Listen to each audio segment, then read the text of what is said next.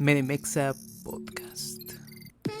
Bienvenido a un episodio más de Medimexa Podcast, en donde platicamos lo rápido y detallado para el nacional. Mi nombre es Oscar Cervantes, soy médico y te ayudo a que tu aprendizaje sea constante para el ENAR. Esto es un podcast médico enfocado específicamente en este episodio en temas para el nacional. Recuerda que nos puedes seguir en nuestras redes sociales como @Medimexa y también en nuestro canal de YouTube como Medimexa Academy. Si te parece bien, comencemos el conocimiento.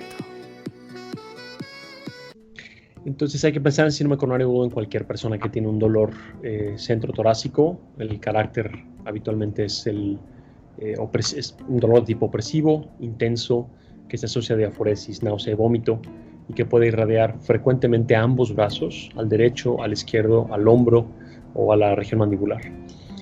Síntomas asociados podrían ser disnea, vómitos, síncope, palpitaciones. ¿Por qué se causan los síndromes coronarios agudos? La definición de un síndrome coronario agudo es la disminución total o parcial del flujo coronario que se asocia a isquemia, y la isquemia es manifestada por los síntomas que acabo de decir. Y la principal razón en el 95-98% de los casos es enfermedad aterosclerótica coronaria, la presencia de placas coronarias. Tenemos dos, en el paradigma de la atención del síndrome coronario agudo, tenemos dos grandes grupos, que son los síndromes coronarios agudos con y sin elevación del segmento ST. Y la gran diferencia fisiopatológica entre ambas es que los síndromes con elevación del segmento ST habitualmente tienen una oclusión total epicárdica. La arteria está totalmente tapada por coágulo y trombo, y los síndromes sin elevación tienen una disminución parcial, tienen trombo, tienen una arteria con aterosclerosis, la placa de ateroma está rota, pero el trombo suele ser parcial y suele haber cierto flujo disminuido con isquemia, pero suele ser parcial. Esta diferenciación que la hacemos con el electrocardiograma es muy importante porque nos dice a dónde tiene que ir el paciente. Los síndromes con elevación del ST, en donde la arteria está completamente tapada, se benefician de estrategias de reperfusión miocárdica, que son cateterismo cardíaco urgente, una angioplastía, o la administración intravenosa de fibrinólisis. Y los pacientes sin elevación no se benefician tanto de estas estrategias de forma rutinaria. Ambos grupos de pacientes, ambos grupos de síndromes coronarios, como tienen el mismo sustrato, placa, ateroma, placa rota o erosionada y trombo en la arteria, ambos se benefician de un cóctel de antitrombínicos que consiste básicamente en aspirina a dosis de carga, en un segundo antiagregante plaquetario, que tenemos tres opciones: clopidogrel, prasugrel y ticagrelor, una estatina de alta intensidad, habitualmente atorvastatina de 80 miligramos, y un anticoagulante parenteral durante algunos días. Entonces, resumidas cuentas, ¿en quién pensar? Pueden ser hombres, mujeres, mayoritariamente hombres, dolor por arriba del diafragma, con síntomas atípicos o no, dolor de las características que dijimos, coronario, y en un paciente que tiene o no tiene supradesnivel del segmento ST. Para diferenciar las dos entidades que cumplen dentro del síndrome sin elevación del ST es cuando entran los biomarcadores, las troponinas, la CKMB, etc. Y si estas están presentes, entonces encontramos el infarto sin elevación del ST. Y si están ausentes, encontramos la angina inestable, en donde solamente existe isquemia, pero no existe necrosis. Ese es el gran paradigma del síndrome coronario agudo en el momento. Ok, doctor, perfecto. Oiga, una duda. Como tal, obviamente, pues lo que mencionan, lo de los factores de riesgo, en este caso específicamente la aterosclerosis, pero ¿qué otro factor de riesgo es de suma importancia para generar un síndrome coronario agudo, independientemente de los niveles de LDL elevados o de HDL bajos? Los grandes factores de riesgo cardiovascular son tabaco, hipertensión, diabetes mellitus, particularmente descontrolada y de más de 10 años de evolución, niveles y concentraciones de LDL-C y también de las partículas no HDL, de todas las partículas que contienen ApoB, esta lipoproteína que se ha asociado a aterosclerosis. Esos son los mayores, y tenemos algunos, tal vez no tan mayores, pero que contribuyen, que es historia familiar de enfermedad arterial coronaria o de infarto o muerte súbita, obesidad, resistencia a la insulina y síndrome metabólico. personalidad A, paradójicamente, que las personas que están sometidas a mucho estrés cotidiano o la exposición a estrés de forma cotidiana en trabajos de alta demanda, por ejemplo, y algunos otros un poco menos lineales, pero igualmente prevalentes, que son exposición a contaminación ambiental y de aire, el sedentarismo y la falta de actividad física, y incremento en triglicéridos, por ejemplo. Entonces, en ese orden más o menos es lo que uno pensaría que podrían ser los factores de riesgo cardiovascular. Ok, doctor. Y tocando un poquito de lo de la cuestión de tratamiento, ¿cuándo se hace una fibrinólisis y cuándo se recomienda una revascularización? Vale, entonces voy a hacerlo organizado mentalmente. En los síndromes sin elevación del ST, ya sea angina inestable, biomarcadores ausentes, o infarto sin elevación, biomarcadores presentes, en ellos está recomendado hacer angioplastía, es decir, llevar a cateterismo cardíaco, no en todos los casos, solamente en los casos que tienen mayor cantidad de riesgo porque tienen algún puntaje isquémico alto.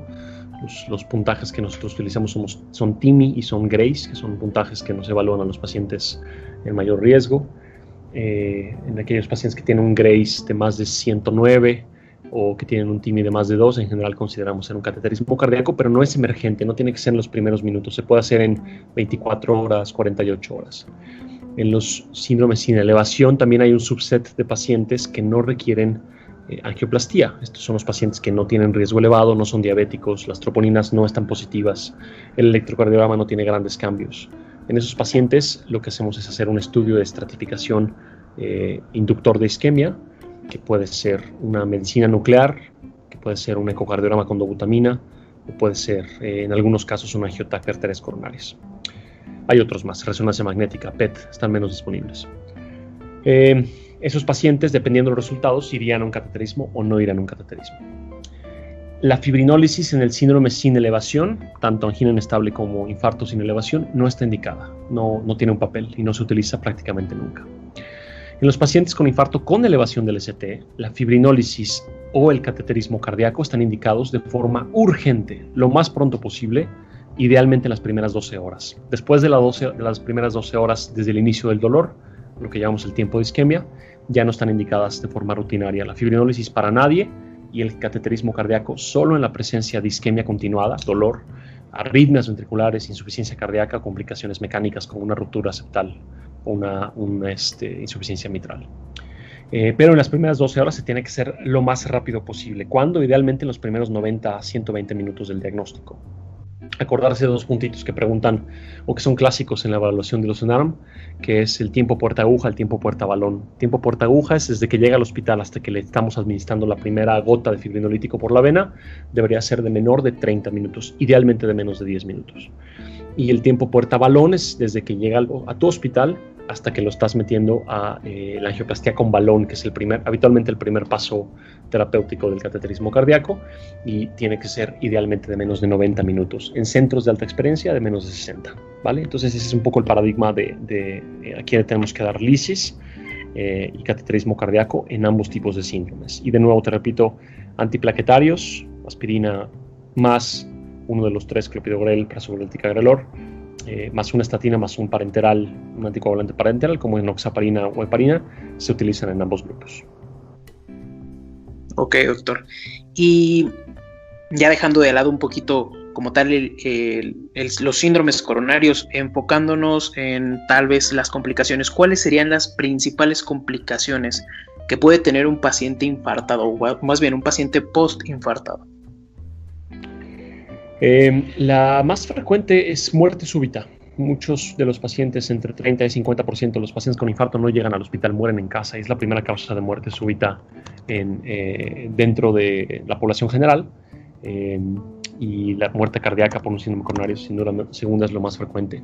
En cuanto a complicaciones, tenemos varias. Muerte es la primera. Hay una mnemotecnia que me gusta, que tal vez les va a servir. Se llama Darth Vader, como Star Wars, en donde cada una representa una de las complicaciones que te puede dar. Entonces la D es death, de muerte, ya lo habíamos dicho. La A es de arritmia. Los pacientes pueden tener arritmias ventriculares como taquicardia ventricular, esto es frecuente. o arritmias supraventriculares como fibrilación auricular, extrasistolia ventricular, supraventricular, perdóname, etc. Entonces llevamos la D, la A, la R, que es ruptura cardíaca. Estos pacientes pueden tener ruptura y por tanto un tamponamiento. Esto casi siempre es fatal en los primeros minutos y lo vemos muy raro en la práctica clínica. Pueden tener T de tamponamiento, lo mismo si el corazón se rompe hacia pericardio, entonces va a haber una fuga de sangre y esta fuga va a acumularse hasta que se genere choque obstructivo y fisiología de tamponamiento. La H de DART es H de heart failure o de insuficiencia cardíaca. Frecuentemente los pacientes hacen congestión pulmonar, falla cardíaca, tercer ruido, y lo vemos muy frecuentemente, especialmente en infarto anterior. Luego ya pasando a Bader, la B es de enfermedad valvular. La más frecuente, insuficiencia mitral, sobre todo en los infartos inferiores. Si les presentaran un caso de un paciente con dolor de pecho, supradesnivel del CT en la cara inferior y que tiene un soplo sistólico regurgitante en foco mitral, hay que pensar en una insuficiencia mitral aguda. Y tienen tres grandes etiologías. Las agudas son por ruptura de los músculos papilares o de las cuerdas tendinosas. Puede ser también una ruptura de una cuerda de orden menor. Y otra es que ya días después, si el caso clínico es de 2-3 semanas después y el paciente tiene además signos de insuficiencia cardíaca, suele ser por dilatación del ventrículo, la formación de un aneurisma y lo que llamamos un fenómeno de tenting. Las cuerdas de la válvula mitral se estiran y la insuficiencia es funcional sin ruptura de la válvula mitral. Luego tenemos la A de Bader, que es aneurisma ventricular, sobre todo si presentan un caso clínico de un paciente con supradesnivel del ST 2, 3, 4 semanas después del infarto. Entonces hay que pensar en una zona discinética o aneurisma ventricular. Tenemos la D de síndrome de Dressler, que si se acuerdan es esta pericarditis mediada por complejos autoinmunes, que no se presenta inmediatamente, sino hasta algunas semanas después, 2, 3 semanas después del infarto. Tenemos la E de embolia. En ocasiones los pacientes pueden tener un infarto y hacer un embolismo periférico, ya sea cerebral o periférico en los miembros pélvicos. Y por último tenemos la R de recurrencia o reinfarto, que es muchos de los pacientes que no reciben tratamiento podrían reinfartarse en las siguientes horas.